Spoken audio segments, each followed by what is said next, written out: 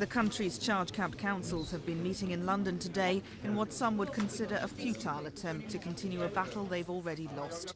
They've been considering taking a final appeal against the government to the House of Lords or the European Court of Human Rights.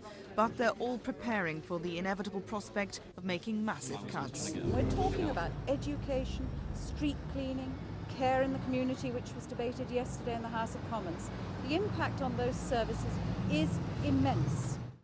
London's charge-capped boroughs will have to make some of the biggest cuts in the country. Southwark will have to save £14 million, Hammersmith and Fulham nearly £12 million, and Lambeth almost £9 million.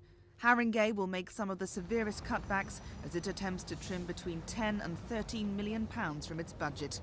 At least 600 jobs will be axed and nearly all services will be affected.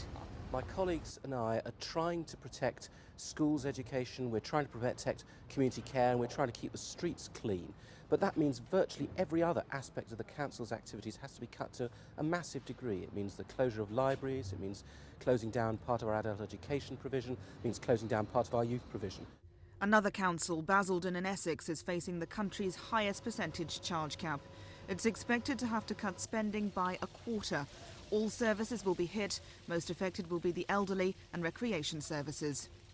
The Environment Secretary is expected to confirm the charge caps he announced in April within the next 2 weeks. Once he does, councils will have just 21 days to bring in new budgets. The lawyers have clearly advised us that we have the law on our side, but the judges are simply not willing, really, to challenge the Secretary of State in his interpretation of that law.